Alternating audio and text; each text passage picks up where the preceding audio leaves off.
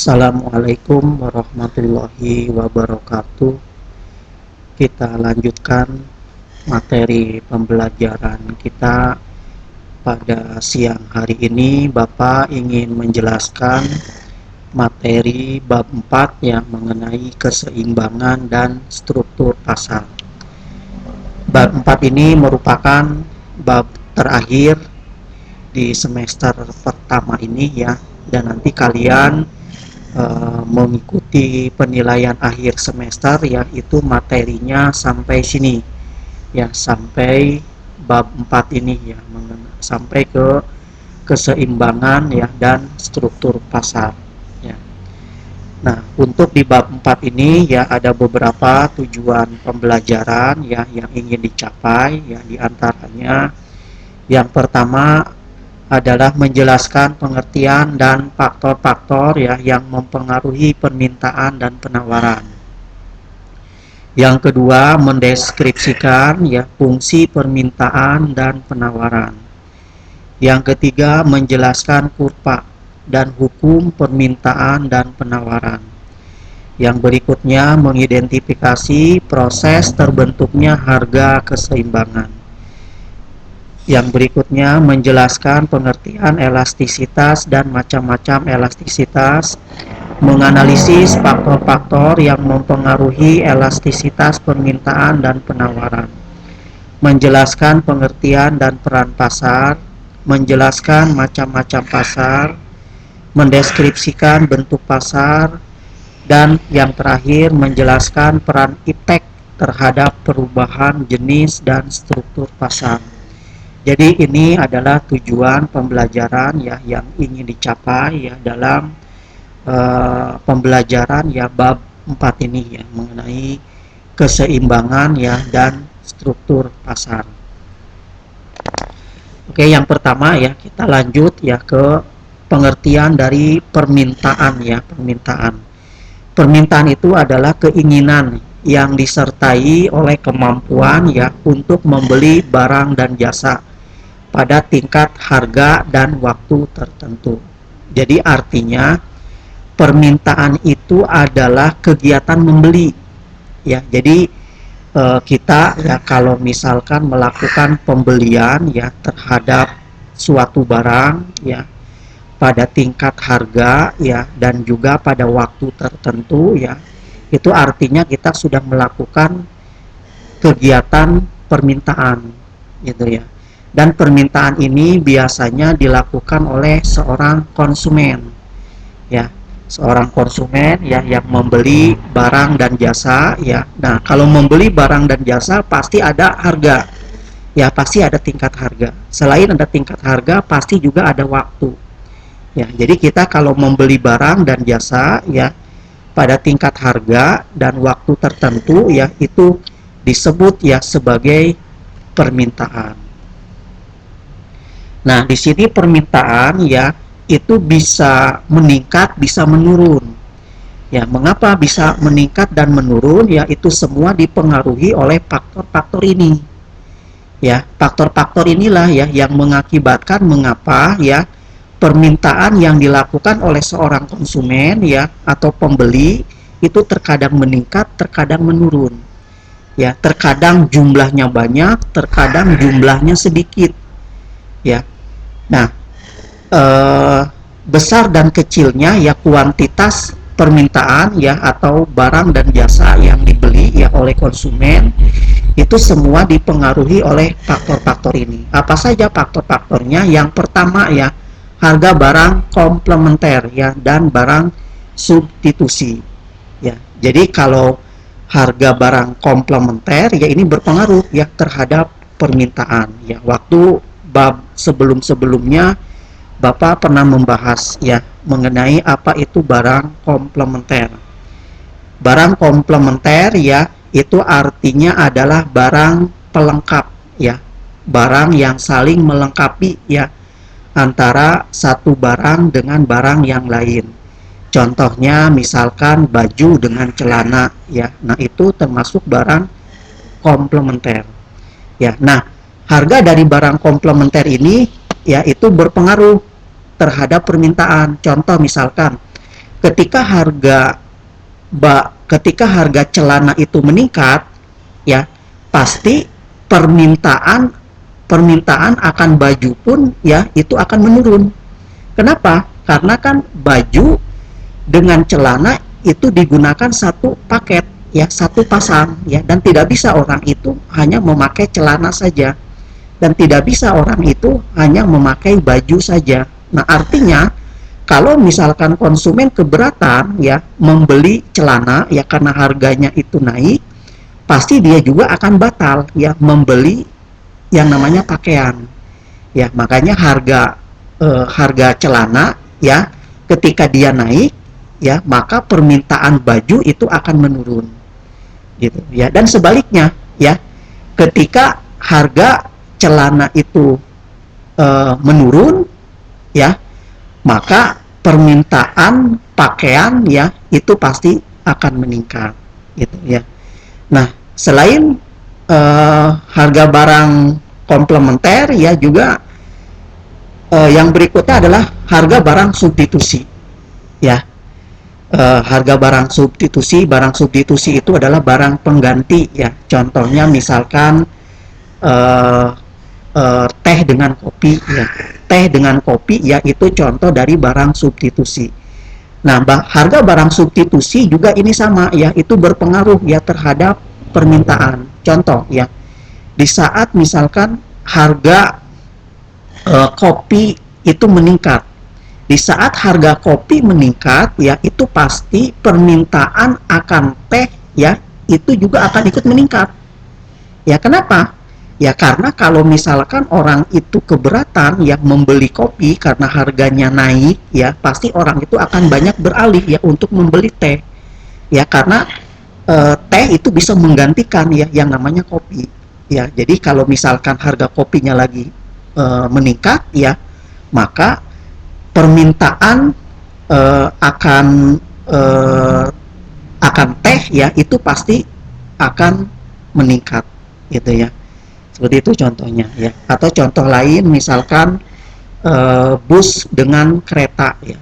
Kalau misalkan harga tiket bus itu naik ya, pasti permintaan akan kereta itu akan naik ya. Kenapa? Ya karena kalau misalkan harga busnya itu sedang naik ya, orang-orang pada keberatan ya untuk menggunakan bis, pasti orang itu akan banyak ya beralih dengan menggunakan kereta gitu ya. Itu ya yang pertama ya, faktor yang mempengaruhi permintaan ya, harga barang komplementer ya dan juga barang substitusi.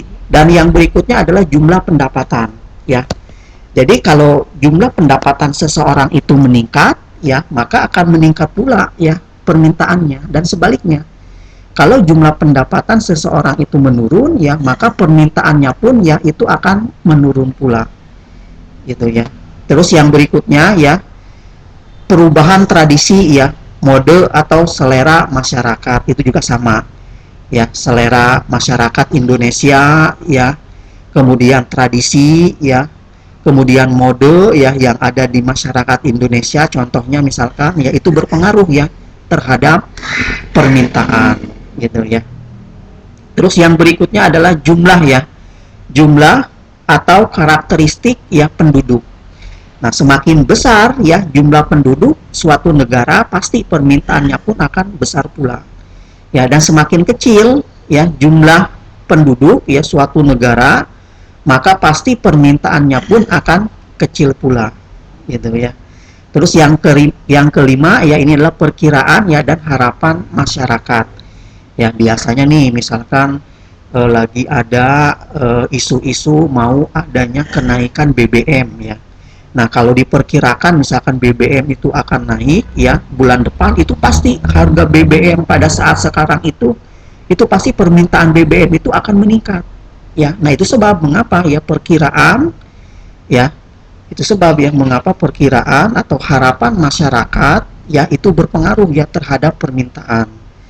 Atau yang berikutnya adalah hari raya keagamaan ya. Contohnya misalkan kemarin tuh Idul Fitri atau Idul Kurban ya, pada saat perayaan Idul Kurban itu pasti ya permintaan akan kambing ya atau hewan-hewan kurban itu pasti akan meningkat ya. Ya karena memang salah satu ya yang mempengaruhi permintaan yaitu adalah hari raya keagamaan, tapi bukan hari raya keagamaan Islam saja ya, hari raya keagamaan agama-agama yang lain pun yaitu turut serta ya mempengaruhi ya besar dan kecilnya suatu permintaan ya. Nah, yang terakhir adalah kondisi sosial dan ekonomi. Nah, ini pun sama ya. Kondisi sosial ya, kondisi sosial ya itu pasti berpengaruh. Kondisi ekonomi itu pasti berpengaruh ya terhadap permintaan ya. Orang dalam kelas ekonomi menengah ya dengan kelas ekonomi eh, kelas ekonomi menengah dan bawah itu pasti beda permintaannya ya. Orang kelas ekonomi yang tinggi ya dengan yang rendah itu pasti akan berbeda ya tingkat atau jumlah permintaannya gitu ya. Nah, ini ya faktor-faktor ya yang mempengaruhi permintaan. Nah, yang kedua ya. Yang kedua yang berikutnya adalah penawaran ya. Penawaran itu apa sih ya? Penawaran adalah kuantitas ya. Kuantitas barang dan jasa yang tersedia ya atau dapat ditawarkan oleh produsen ya kepada konsumen ya pada setiap tingkat harga selama periode waktu tertentu ya, atau dengan kata lain penawaran itu adalah kegiatan menjual ya, menjual barang dan jasa ya. Nah, kalau kita menjual barang dan jasa pasti sama dengan permintaan tadi, pasti ada harganya, ada tingkat harganya. Selain ada tingkat harganya juga ada waktunya gitu ya. Nah, karena penawaran itu adalah merupakan kegiatan menjual ya, maka ini dilakukannya bukan oleh konsumen ya, tetapi penawaran itu dilakukannya adalah oleh penjual ya atau oleh produsen gitu ya. Nah, sama ya seperti halnya permintaan ya, penawaran juga itu bisa meningkat bisa menurun ya, itu dipengaruhi ya oleh beberapa faktor ya. Faktor-faktor itu diantaranya yang pertama ya ekspektasi ya dan harapan produsen ya. Kadang-kadang kan produsen itu ya ingin meningkatkan volume penjualannya gitu ya. Nah, kalau misalkan produsen ingin meningkatkan volume penjualannya itu pasti penawaran itu akan meningkat gitu ya. Terus yang berikutnya kemajuan teknologi ya. Misalkan produsen ya tidak lagi menggunakan tenaga manusia ya, dia menggunakan tenaga mesin ya. Sebab kalau menggunakan tenaga manusia ya produk barang dan jasa yang dihasilkan sedikit. Sedangkan kalau menggunakan mesin ya produk barang dan jasa yang dihasilkan banyak. Ya, maka itu berpengaruh juga ya dengan jumlah penawaran gitu ya. Terus biaya produksi ya, biaya produksi pun sama ya, itu berpengaruh ya terhadap besar kecilnya penawaran ya. Kalau biaya produksinya lagi mahal pasti jumlah barang yang ditawarkan akan sedikit ya. Nah, kalau misalkan biaya produksinya lagi murah pasti ya barang yang ditawarkan ya itu pasti akan banyak gitu ya. Nah, yang berikutnya persediaan ya, persediaan sarana produksi juga sama ya. Kalau persediaan sarana produksinya itu lagi cukup ya pasti itu penawaran pun akan cukup pula. Tapi kalau persediaan sarana produksinya lagi kurang ya pasti penawaran pun akan mengikuti kurang pula ya. Kemudian yang berikutnya ya yang berpengaruh adalah ini peningkatan jumlah produsen ya. Jadi kalau jumlah produsennya banyak gitu ya, itu pasti ya jumlah barang yang ditawarkannya pun akan banyak pula. Ya, tapi sebaliknya kalau jumlah produsennya sedikit ya pasti jumlah barang yang ditawarkannya pun ya itu akan sedikit pula ya. Terus yang berikutnya adalah peristiwa alam ya, sama ya, ini peristiwa alam seperti gempa bumi ya, bencana alam ya, itu pasti berpengaruh ya terhadap barang-barang yang dijual ya. Kalau misalkan terjadi bencana alam seperti itu ya pasti barang-barang yang dijual pun itu akan menurun ya, akan berkurang gitu ya. Nah, yang terakhir adalah harga ya, harga barang dan jasa lainnya ya. Jadi harga barang dan jasa lain itu sama ya berpengaruh terhadap besar kecilnya penawaran, gitu ya.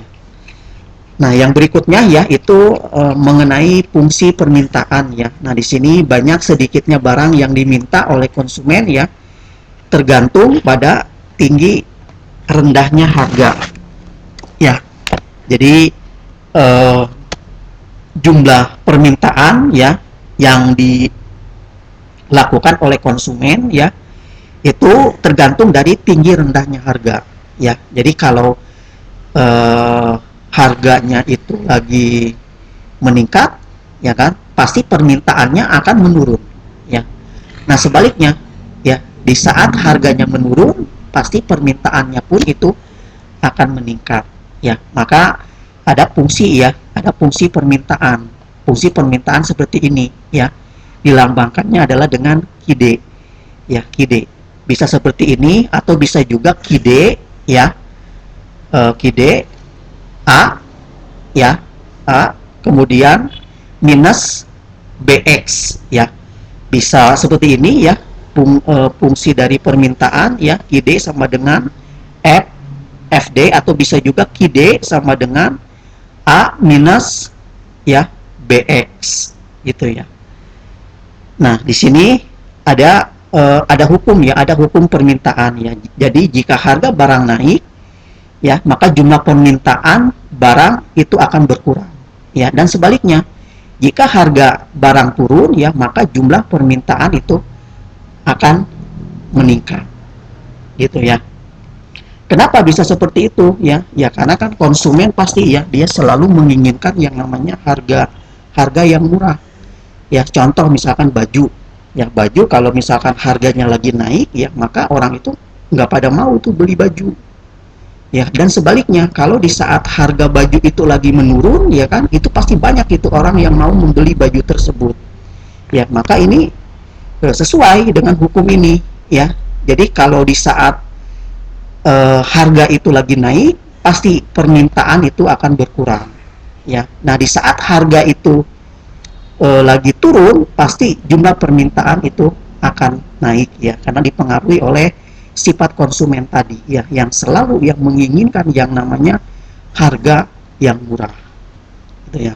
Nah, berbeda dengan penawaran ya. Kalau penawaran dia tergantung pada harga barang gitu ya. Nah, maka kalau penawaran ini seperti ini ya, fungsinya QS sama dengan FS ya, atau sama dengan QS sama dengan A plus BX ya.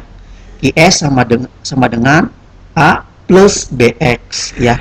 Nah, di sini beda ya dengan permintaan tadi ya. Kalau penawaran ya, jika harga barang itu bertambah, maka penawaran pun akan bertambah ya, dan sebaliknya jika harga turun maka jumlah penawaran pun itu akan turun. Nah, ini disebabkan karena apa? Karena sifat produsen atau penjual ya, yang selalu menginginkan untung besar ya. Jadi di saat harga itu sedang naik ya, itu pasti banyak itu jumlah barang yang dijualnya ya. Jumlah barang yang mereka jual itu pasti akan dalam jumlah yang banyak. Tapi sebaliknya ketika harga barang itu lagi turun ya, pasti jumlah barang yang mereka jual itu tidak akan banyak ya, pasti sedikit ya, karena mereka tidak mau ya yang namanya rugi ya, pasti selalu ingin ya yang namanya untung gitu ya. Nah, di sini kita lanjut ya ke hukum ya, hukum permintaan ya. Tadi sudah sempat di apa namanya disinggung ya.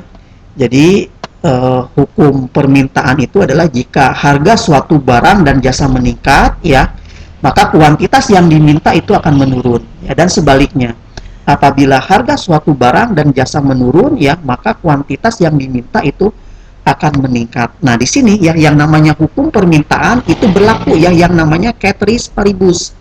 Apa itu ceteris paribus? Ceteris paribus ya, ini seolah-olah yang mempengaruhi permintaan itu hanya harga ya, dan faktor-faktor yang lain yang tadi ya, yang di awal itu dianggapnya konstan ya, tetap atau tidak ada. Yaitu disebut istilahnya adalah ceteris paribus ya, ceteris paribus ya. Jadi faktor-faktor lain selain harga itu dianggap konstan, dianggap tetap ya, atau dianggap tidak ada ya. Jadi seolah-olah Yang mempengaruhi permintaan yaitu hanyalah harga, ya harga barang itu sendiri. Gitu ya. Nah, ini ya. Ini contoh dari kurva permintaan ya. Ini anak-anak tolong diingatkan ya. Ini bentuk kurva permintaan kayak gini. Ya. Jadi kurva permintaan itu kayak gini. Nah, kenapa bisa bisa kayak gini ya? Nah, ini dibuat yang namanya permisalan ya. Sesuai dengan hukum permintaan tadi. Ya, tadi kan dikatakan ya. Hukum permintaan itu kan ketika harganya naik ya, maka barang yang diminta menurun. Ya, dan di saat harga itu menurun, maka barang yang diminta itu akan naik. Ya, nah di sini kebetulan ya harga dalam contoh permisalan ini harganya menurun. Ya, ini kan menurun ya, 5.000 menurun ke 4.000, menurun ke 3.000, menurun ke 2.000 dan menurun lagi ke 1.000. Ya, nah berdasarkan hukum permintaan yang tadi ya, kalau harga itu menurun ya, kalau harga itu menurun, nah maka barang yang diminta pasti meningkat ya. Nah ini dan ini pun meningkat ya, 10 ke 20, 30, 40, 50 ya. Jadi ini kan sesuai ya, sesuai dengan hukum permintaan tadi ya. Nah kita untuk memudahkan dibuat titik ya, titik yang ini titik A ya, ini titik B, yang ini titik C, titik D, titik E ya. Titik A ya, ini pada saat harga 5.000 ya, jumlah barang yang diminta 10. Titik B pada saat harga 4.000, jumlah barang yang diminta 20. Titik C pada saat harga 3.000, jumlah barang yang diminta 30. Titik D pada saat harga 2.000, jumlah barang yang diminta 40. Titik E pada saat harga 1.000 ya, jumlah barang yang diminta 50 ya. Nah kemudian dibuat yang namanya kurva kayak gini ya. Titik A ya, kita buat titiknya ya. Nah ini kan kalau ke sini ya, itu adalah kuantitas ya, atau jumlah barang yang diminta ya, kuantitas yang diminta. Kalau di sini adalah harga. Titik A kan ini titik A ya. Titik A itu adanya harganya adalah 5 ini ya, dan ini dalam bentuk ribuan ya. Ini ya, dalam bentuk ribuan. Jadi ini harganya 5, sedangkan jumlah barangnya adalah 10 kan ini. Ya kan? Harganya 5.000, jumlah barangnya 10. Nah, ini kan A, harganya 5.000, jumlah barangnya 10. Maka kita tarik ini garis A. Garis B ya, harganya kan 4.000 sini. 4.000. Kemudian jumlah barang yang dimintanya 20. Ini titik B. Kemudian titik C. Ya. Titik C harganya adalah 3.000. Ini titik C 3.000. Ya, ini titik C 3.000. Sedangkan jumlah barangnya adalah 30. Ya, kemudian titik D. Ya, titik D ya. Harganya adalah 2.000, sini 2.000 ya, ke sini kan 2.000. Kemudian jumlah barang yang dimintanya adalah 40 ya. Kemudian titik E ya. Titik E harganya adalah 1.000. Ya ini ya, 1.000. Sedangkan untuk jumlah barang yang dimintanya adalah 50 ya. Nah, sekarang kita sudah punya titik A, B, C, D, E. Nah, kemudian kita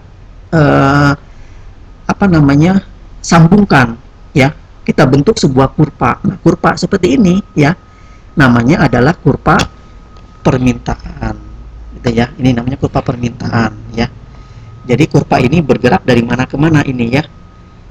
Ini kan dari sini ya, berarti dari kiri ya, dari kiri atas ya, kemudian ke kanan bawah ya, atau bisa juga ya dari kanan bawah ya, bergerak ke kiri atas, yaitu sama saja ya.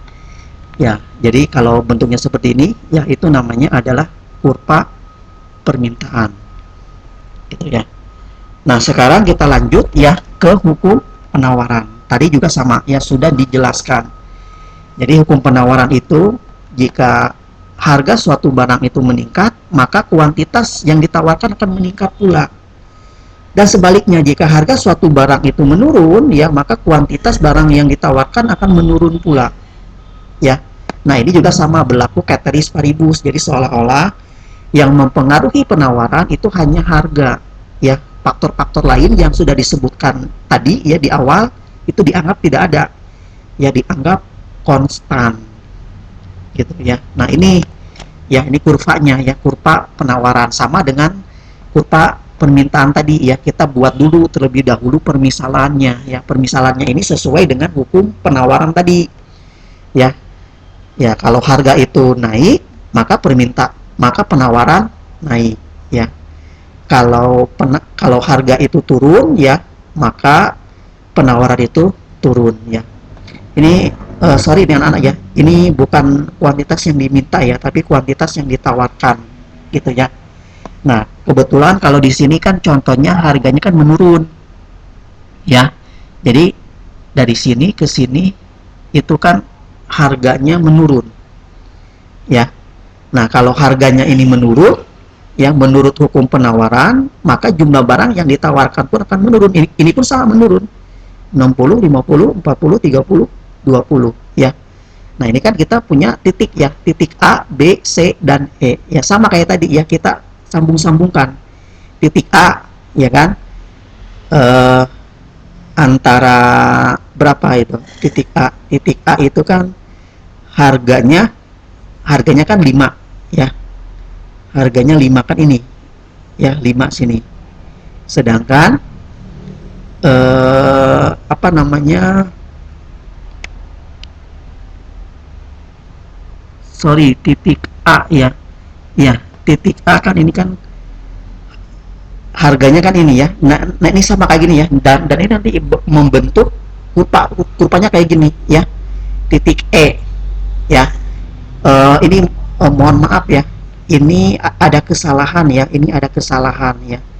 Ini maksudnya ini A ya, ini B, ini C, ini D, ini E gitu ya. Ini A nih, ini A. Sekali lagi ya, tolong perhatikan ya. Ini PowerPoint-nya ini ada kesalahan ya. Jadi ini sebenarnya adalah A ya. Ini A, ini B, ini C, ini D, ini E. Titik A. Ini kan titik A, ya kan? Harganya kan 5.000. Ya kan? 5.000 per 60 ini titik A. Titik B kan ini. Ya. 4.000 dengan 50. Titik C kan ini ya kan, 3.000 dengan 40. Titik D kan ini 2.000 dengan 30. Titik E kan ini 1.000 dengan 20. Maka kalau hubungkan ya titik-titik ini membentuk yang namanya kurva penawaran. Maka kurva penawaran bentuknya seperti ini ya, kurva penawaran bentuknya seperti ini gitu ya. Atau dengan kata lain bergerak ya, bergerak dari kanan atas ya, ini kan atas ya, ini kan kanan ya, kanan atas bergerak ke sini, ke kiri bawah ya, atau bergerak dari kiri bawah ke kanan atas gitu ya. Nah, di sini kurva permintaan yaitu bisa bergeser ya. Nah, ini semisal ya, nih permintaan bergeser ya dari A ke B. Jadi mula-mula ini Bapak punya permintaan A nih. Ya, A harganya 100.000. Ya, jumlah barang yang dimintanya 10. Kemudian permintaannya ini meningkat. Ya, atau bergeser ya dari A ke B. Nah, pergeseran dari A ke B ya, ini mengakibatkan apa? Mengakibatkan jumlah barang yang dimintanya jadi berkurang ya kan, dari 10 ke 5 sini. Dan sedangkan harganya jadi meningkat ya, dari 100.000 menjadi 200.000 gitu ya. Kalau ini kan gampang ya, kalau ini hanya sekedar kurva saja ya, dan ini kalian hanya harus pandai melihat ininya saja ya. Jadi intinya kalau misalkan kurva itu, kalau yang kurva yang ada di ordinat sini ya, ini kan kalau ke sini ya, kalau bergerak ke kanan itu meningkat Ya, artinya kalau ke kiri dia menurun. Nah, kalau yang koordinat yang ini ke atas, kalau ke atas dia meningkat, kalau ke bawah dia menurun. Ya, makanya kan kalau ini kan dari A ada pergeseran dari A ke B. Ya, pergeseran dari A ke B ini kan mengakibatkan apa? Mengakibatkan jumlah barang yang diminta jadi menurun. Ya, dari 10 ke 5 jadi menurun. Dan harganya jadi meningkat, ya dari 100 ke 200. Gitu ya. Nah, kalau ini adalah pergerakan ya kurva penawaran ya. Ini Bapak contoh ya punya penawaran tadinya dari A ya ke C ya. Nah kan A, mula-mula kan A nih ya. Harganya 100.000 ya. Dan kemudian di sini A jumlahnya adalah 2. Ya, kemudian bergeser ke C ya, ke C. Nah, bergeser ke C ini mengakibatkan apa? Mengakibatkan jumlah yang ditawarkannya jadi meningkat dari 2 ke 4 gitu ya. Nah, sedangkan harganya jadi meningkat pula ya dari 100.000 menjadi 300.000 gitu ya. Nah, ini ya masih sama ya pergeseran kurva permintaan ya. Kalau ini contohnya adalah dari D1 ya ke D2 ya. Awal-awal kan ini Bapak punya permintaan D1 nih ya. D1 kan harganya 6. Sedangkan kuantitasnya adalah 50. Kemudian bergeser ya. Nah, ini kan dianggap harganya sama. Ya, harganya sama ini. Masih sama tetap ya. Ini ya. Nah, ini mengakibatkan apa? Mengakibatkan jumlah barang yang diminta jadi meningkat. Ya, jadi intinya kurva itu kalau bergeser ke sebelah kanan ya, itu artinya bahwa jumlah barang yang diminta itu jadi meningkat. Nah, beda dengan yang ini. Ya, kalau yang ini dari D1 ke D2 ya, mula-mula kan ini titik A. Titik A itu harganya adalah sebesar 6 ya, sedangkan jumlah barang yang dimintanya adalah 50. Kemudian bergeser ya dari A ini ke A ini ya. A ini kan punya titik yang baru nih. Di sini jumlah barang yang dimintanya 30 dan harganya ini masih tetap 6 ya, dan ini kurva bergeser ya ke arah kiri. Yaitu artinya apabila kurva permintaan bergeser ke sebelah kiri ya, itu artinya adalah jumlah barang yang diminta ya itu adalah menurun gitu ya. Nah, ini kalau ini pergeseran kurva penawaran ya, ini sama ya. Ini kan pergeserannya dari S1 ke S2 ya. S1 kan awalnya ini titiknya ini ya, S2 ini ya. Nah, ini kan bergeser ya dari S1 ke S2, bergeser ke sebelah kanan ya. Artinya kalau kurva penawaran bergeser ke sebelah kanan ya, itu menandakan penawarannya meningkat. Dan sebaliknya kalau yang ini ya, ini kan dari S1 ke S2 ya, ini kan bergesernya ke sebelah kiri. Artinya kalau ini bergesernya ke sebelah kiri ya, itu menandakan bahwa jumlah penawarannya adalah berkurang gitu ya. Nah, ini ya kita lanjut ya, proses terbentuknya harga keseimbangan ya. Apa sih harga keseimbangan ya? Harga keseimbangan itu istilah lainnya adalah harga pasar. Jadi sebenarnya harga kesepakatan ya antara pembeli dan penjual. Ya, jadi kalau pembeli dan penjual itu sudah sepakat ya, maka terjadilah yang namanya harga keseimbangan. Ya, artinya kalau misalkan sepakat ya berarti harga permintaan dan penawaran sama. Jumlah barang yang ditawarkan dengan yang diminta itu pasti akan sama. Ya, nah kalau adanya kesamaan ya antara harga barang yang ditawarkan dengan yang diminta ya, atau jumlah barang yang ditawarkan dengan yang diminta itu mengalami kesamaan ya, maka terjadilah ya yang namanya harga keseimbangan ya, atau harga pasar ya, atau harga kesepakatan ya antara pembeli dengan penjual. Nah, seperti ini ya. Ini Bapak punya permisalan seperti ini. Ini kan ada harga ya. Ini ada jumlah barang yang diminta. Ini ada jumlah barang yang ditawarkan ya. Coba kalian amati, ya, kalian amati tabel ini, ya. Coba jumlah barang yang diminta dengan yang ditawarkan itu sama kan pada saat ini, ya.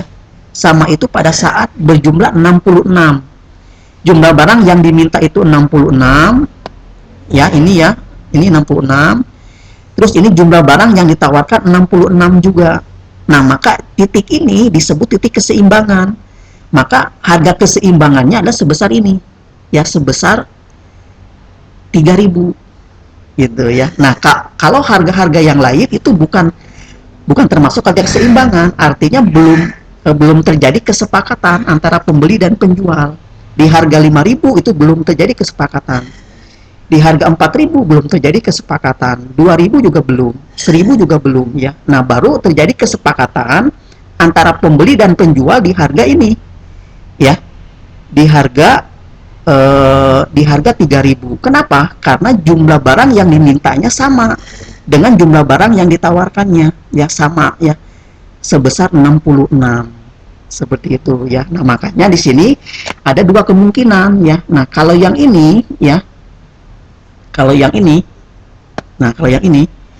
ya, ini namanya surplus, ya. Ini surplus, ini bagian surplus, ya. Bagian-bagian ini adalah bagian surplus, ya. Kalau bagian-bagian yang dibawa keseimbangan itu kekurangan. Kalau yang ini adalah kelebihan, kalau yang di bawah sini adalah kekurangan. Nah, kalau digambarkan kayak gini, ya. Nah, ini kan, nah, ini namanya ini titik keseimbangan ini, ya. Titik keseimbangannya kan sebesar 66, ya, jumlah barang yang ditawarkannya 66, sedangkan harganya sebesar 3.000. Nah, ini adalah titik keseimbangan. Kita gambar aja kurvanya. Ini kan kurva permintaan kan kayak gini, kurva penawaran kayak gini. Nah, titik temu, ya, antara kurva permintaan dengan kurva penawaran, ini titik temu ini, nah, itu namanya adalah harga keseimbangan. Nah, ini harga keseimbangan, ya, ini, ya. Nah, maka kalau ke sini itu namanya adalah surplus, ya. Bagian-bagian ini adalah bagian-bagian surplus. Sedangkan kalau bagian-bagian ini, ya, itu adalah bagian-bagian kekurangan. Ya, kalau ini adalah kelebihan, ya, kalau ini adalah kekurangan. Ya. Nah, ini beberapa golongan, ya, golongan pembeli dan penjual, ya. Jadi di sini ada pembeli super marginal, ya. Di sini ada penjual submarginal, di sini ada konsumen premi produsen, ya. Ada penjual super marginal, pembeli super marginal, ya. Dan di sini pembeli menjual atau pembeli penjual marginal, gitu, ya. Oke, kita lanjutkan, ya. Di sini ada proses terbentuknya harga keseimbangan, ya. Nah, dalam proses terbentuknya harga ini jelas terlihat, ya, berlakunya hukum permintaan dan penawaran. Ya, nah ini, ya. Nah, ini ada kurvanya, ya. Ada kurvanya, ya. Ada kurva pergeseran kurva permintaan. Ya, contoh di sini kan E dengan E1, ya. Ini dari E ke E1, ya. Atau ini dari D ke D1, ya. Nah, ini ternyata dari D ke D1, ya, ini mengakibatkan apa? Ya. Nah, ini kalau kita amati, ya, kurva ini kan bergerak, ya, dari E ke ini kan bergerak dari E ke E1, ya. Nah, ini kan artinya berarti jumlah barang yang ditawarkannya ini berkurang dari 66 ke 57. Ya, ini kan berkurang, ya, dari E ke E1, gitu, ya. Nah, mengakibatkan harga jadi menurun dari 3, ya, ke 2,5. Nah, sebaliknya kalau yang ini, ya, ini kan dari D ke D2, ya, atau dari titik E ke E2. Nah, dari titik ini mengakibatkan, ya, jumlah barang yang ditawarkan ini meningkat, ya, dari 66, ya, ke 84, ya. Tapi ini, ya, pergeseran ini dari E, ya, ke E2, ya, ini mengakibatkan harga jadi meningkat, ya, dari 3 ke 35. Ya. Nah, kalau ini kurva penawaran, ya. Kalau ini kasusnya adalah dari S ke S1, ya, atau dari E ke E1, gitu ya. Nah, pergeseran kurva ya dari E ke E1 ya, atau dari S ke S1 ya, ini mengakibatkan jumlah jumlah barang yang ditawarkan jadi menurun dari 66 ke 57 ya. Nah, ini mengakibatkan harga jadi naik ya dari 3 ke 35. Nah, kalau yang ini ya, ini pergeserannya dari S2 ke S ya, atau dari S ke S2 ya, atau dari E ke E2 ya. Nah, ini kan mengakibatkan apa? Ya, mengakibatkan sama ya, jumlah barang yang ditawarkan itu jadi apa ini? Jadi meningkat ya, jadi meningkat dari 66 ke 75 ya. Nah, sedangkan harganya ya jadi menurun ya, jadi menurun ini dari 3 ke 25. Oke ya, ini Bapak ulangi ya kurva yang ini ya. Ini kan kurva bergeser dari S ke S2 atau bergeser dari E ke E2. Nah, ini pergeseran ini mengakibatkan jumlah barang yang ditawarkan ya itu jadi meningkat ya dari 66 ke 75 ya kan. Nah, kemudian ya ini mengakibatkan harga jadi menurun dari 3 ya ke 2,5 gitu ya. Nah, kalau ini pergeseran kurva permintaan dan penawaran ya. Kalau ini tinggal diamati saja. Kalau yang seperti ini ya, ini pergeseran permintaan dengan penawarnya seimbang ya. Jadi pergeseran antara penawaran dengan permintaan seimbang. Nah, kalau yang ini ya, ini pergeserannya lebih besar, permintaannya lebih besar D-nya, lihat nih ya, pergeserannya kan lebih besar D-nya. Sedangkan kalau pergeseran S-nya atau penawarannya ini kecil ya. Nah, kalau yang C ini sebaliknya ya, pergeseran penawarannya atau S yang lebih besar, sedangkan pergeseran kurva permintaannya lebih kecil gitu ya. Jadi ini ada beberapa kondisi ya. Kalau yang ini kondisinya pergeseran kurva penawaran ya dengan permintaan ini seimbang ya. Kalau yang ini ya, ini kalau yang D itu kan permintaan, kalau S itu adalah penawaran. Kalau yang ini kan seimbang ya, antara pergeseran dari D ke D2, S ke S2 ini seimbang ya. Kalau yang ini lebih besar pergeseran permintaannya ya, dari D1 ke D2 nya, sedangkan pergeseran dari S1 ke S2 nya kecil. Nah, kalau yang ini kebalikannya, ini lebih besar pergeseran penawarannya, lebih besar S1 ke S2 nya, sedangkan kalau pergeseran permintaannya ini kecil ya, dari D1 ke D2 nya itu kecil gitu ya. Nah, ini fungsi matematika ya, keseimbangan ya.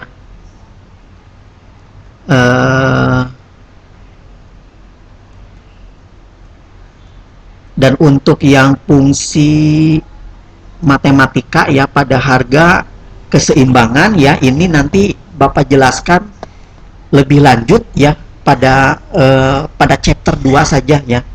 Jadi untuk yang saat ini ya, ini khusus ya untuk teori-teorinya saja ya. Nah, ini ada keadaan alam Indonesia ya. Ini adalah pengaruh pajak ya, pengaruh pajak pada keseimbangan.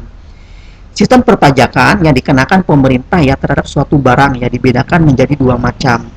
Pajak tetap, ada pajak proporsional ya. Nah, di sini ada pengaruh subsidi ya terhadap keseimbangan pasar ya. Subsidi yang diberikan pemerintah ya terhadap suatu barang bertujuan agar harga barang tersebut dapat dijual ya dengan harga rendah ya oleh produsen. Ya, jadi intinya ada dua yang berpengaruh ya, ada subsidi, ada pajak. Ya, kalau pemerintah memberikan subsidi ya, itu pasti akan berpengaruh ya terhadap harga keseimbangan. Ya, pasti harga keseimbangan ya sesudah dengan sebelum pemberian subsidi itu kan berbeda. Ya, kalau sebelum diberikannya subsidi ya, itu pasti harganya akan jadi lebih menurun ya ketimbang dengan harga yang sebelum diberikan subsidi. Ya, misalkan bulan ini ya, bulan ini misalkan harga mangga ya 25.000. Nah, kemudian bulan depan diberikan subsidi sama pemerintah, itu pasti harga bulan depan itu akan menurun. Ya, harga bulan sekarang dengan harga bulan depan itu akan berbeda. Harga bulan depan pasti akan lebih rendah ya dibandingkan dengan bulan yang sekarang. Kenapa? Karena pemerintah memberikan subsidi. Nah, berbeda ya kalau yang diberikan pajak ya oleh pemerintah. Kalau pajak ini akan mengakibatkan ya harga keseimbangan itu jadi meningkat. Ya, contoh misalkan sama ya, misalkan harga suatu mangga ya, harga suatu mangga ya pada bulan ini tidak diberikan pajak, tapi bulan depan diberikan pajak ya. Itu pasti harga bulan depan itu akan meningkat ya ketimbang dengan harga mangga pada bulan sekarang. Ya, kenapa bisa meningkat? Karena pengaruh dari pajak ini. Ya, jadi intinya kalau pemerintah memberikan pajak ya itu akan mengakibatkan harga keseimbangan jadi meningkat, dan sebaliknya kalau pemerintah memberikan subsidi ya itu akan mengakibatkan harga keseimbangan menjadi menurun gitu ya.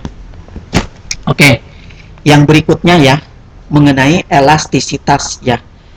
Nah, kita lanjut ke elastisitas permintaan ya. Jadi elastisitas itu sebenarnya adalah ukuran ya atau derajat ya untuk mengukur ya seberapa peka perubahan harga terhadap permintaan. Tadi kan di sebelumnya kan sudah dijelaskan.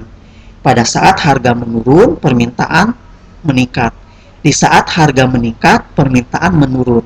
Nah, maka untuk menghitung ya seberapa peka sih perubahan harga ya terhadap perubahan permintaan ya, maka itu dijelaskannya adalah melalui elastisitas permintaan. Ya, nah di sini kan ada beberapa macam-macam elastisitas ya. Ada permintaan elastis ya, ada permintaan inelastis, ada permintaan elastis uniter, ada permintaan elastis sempurna, ada permintaan inelastis sempurna. Ya, ini kalian ditambahkan ya. Kalau permintaan elastis itu ya, maka elastisitasnya itu harus lebih besar dari satu ya. Kalau permintaan inelastis ya, elastisitasnya itu lebih kecil ya, lebih kecil dari satu ya, lebih kecil dari satu ya. Sedangkan kalau permintaan elastis uniter ya, ini elastisitasnya itu adalah sama dengan 0 ya. Nah, kalau permintaan elastis sempurna ya, maka elastisitasnya ya, kalau permintaan elastis uniter ya, ini elastisitasnya adalah 1 ya. Sedangkan kalau permintaan elastis sempurna ya, kalau permintaan elastis sempurna ya, itu elastisitasnya 0 ya. Elastis sempurna itu adalah elastisitasnya permintaan elastis sempurna itu elastisitasnya adalah tak hingga. Sedangkan kalau permintaan inelastis sempurna ya, itu adalah elastisnya adalah 0 ya. Oke, ini Bapak ulangi lagi ya. Ini materi tambahan ya, karena di PowerPoint nggak ada ya. Jadi macam-macam elastisitas permintaan ya, ini berlaku juga ya bagi elastisitas penawaran ya. Jadi yang pertama, elastisitas permintaan elastis. Permintaan elastis ya, ini apabila elastisitasnya ya itu lebih besar dari 1. Yang kedua, permintaan inelastis. Ini apabila elastisitasnya kurang dari 1. Yang ketiga, permintaan elastis uniter. Ya, ini apabila elastisitasnya sama dengan 1. Sedangkan kalau permintaan elastis sempurna ya, ini apabila elastisnya tak hingga. Sedangkan permintaan inelastis sempurna ya, itu apabila elastisitasnya 0 ya. Nah, di sini kan Kalau ini elastisitas penawaran, ya ini pun sama ya. Jadi kalau elastisitas penawaran itu adalah ukuran ya, atau seberapa derajat kepekaan ya untuk mengukur perubahan harga ya terhadap perubahan penawaran. Ya kan tadi dalam hukum penawaran sudah dijelaskan, pada saat harga itu naik ya, maka penawaran naik. Harga turun, penawaran turun. Ya, nah di sini diukur ya berapa peka gitu ya perubahan harga terhadap perubahan penawaran ya. Nah, pengukurannya itu adalah melalui elastisitas. Nah, ini pun sama ya, ada beberapa jenis. Kalau penawaran elastis tadi ya lebih besar dari satu. Kalau penawaran inelastis lebih kecil dari satu. Kalau penawaran elastis uniter ya ini adalah sama dengan satu. Penawaran elastis sempurna ya ini adalah tak hingga. Kalau penawaran inelastis sempurna ya itu adalah sama dengan nol ya. Nah di sini ya ada beberapa faktor-faktor yang mempengaruhi elastisitas penawaran ya. Yang pertama ketersediaan barang substitusi, terus proporsi pendapatan yang dibelanjakan untuk suatu barang, terus kategori barang kebutuhan pokok dan kebutuhan mewah, terus keragaman penggunaan barang ya. Nah ini yang mempengaruhi elastisitas penawaran, waktu yang dibutuhkan untuk berproduksi, daya tahan barang, mobilitas faktor produksi, kemudahan produsen baru ya untuk memasuki pasar ya. Oke, itu ya untuk permintaan penawaran ya, dan juga mengenai elastisitasnya ya, elastisitas permintaan dan penawaran ya. Nah, sekarang kita lanjut ke pasar. Ya, apa sih pasar? Jadi pasar itu adalah tempat bertemunya ya permintaan dan penawaran. Ya, sehingga harga dapat ditetapkan. Jadi sebenarnya yang dimaksud dengan pasar itu adalah tempat bertemunya antara permintaan dan penawaran. Ya, nah karena permintaan dan penawaran itu bertemu, ya kemudian dalam kurvanya itu adalah titik potong ya, sehingga harga bisa ditetapkan ya, maka terbentuklah yang namanya harga pasar gitu ya.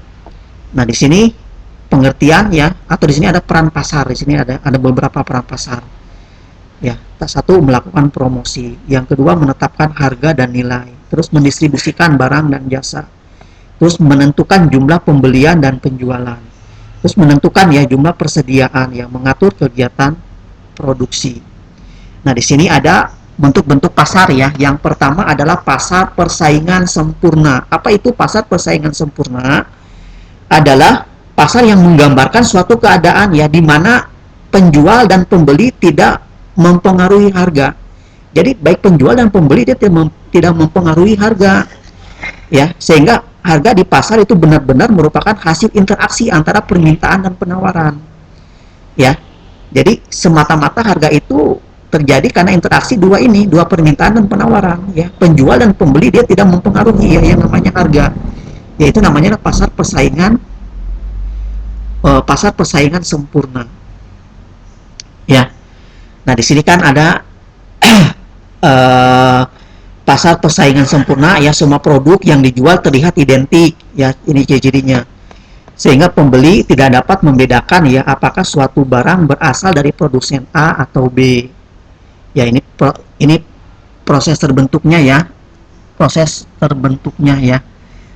terbentuknya pasar persaingan sempurna ya. Semua produk yang dijual terlihat identik dia itu ya, sehingga pembeli tidak dapat membedakan apakah suatu barang berasal dari produsen A atau produsen B.